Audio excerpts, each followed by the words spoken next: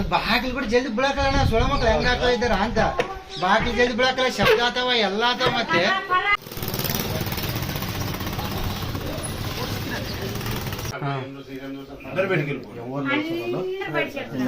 ఇంట్లో తప్ప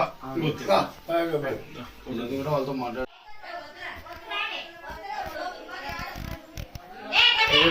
పేపర్ తీసుకెళ్దామా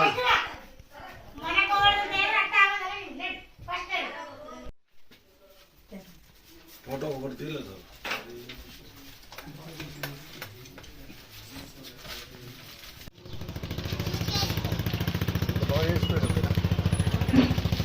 వచ్చిన మీతో బంగారు సార్ మాది ఆడవాళ్ళ కలపాయి సార్ మాది సీపీ మాస్ దగ్గర ఇల్లు సార్.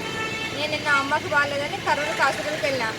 వెళ్ళింటే మా ఆయన శ్రీశైలంకి వెళ్ళాడు సార్.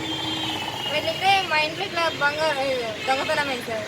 దొంగతనం దాంట్లో 2 తలాలు బంగారు, వెండి చైనాలు, తర్వాత 5,000 డబ్బులు పోయాయి సార్. మా ఇంట్లో మొత్తం చోరీ చేశాడు.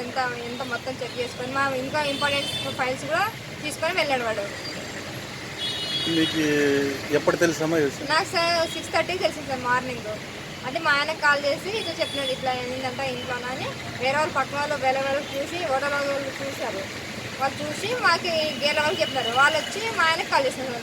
చేసింటే నాకు మా ఆయనకు కాల్ చేసినాడు. కాల్ చేసి ఇట్లా మా ఇంట్లో ఇట్లా పోయిందంట, ఇట్లా బంగారు పోయింది, ఇట్లా దొంగతనం అయింది చూసాను. మా ఇంట్లో మొత్తం సార్ ఏం లేదు. నేను వచ్చినప్పుడు కూడా మొత్తం కాల్ చేసి అంతా ఓపెన్ చేసి పెట్టిపోయాడు సార్ వాడు.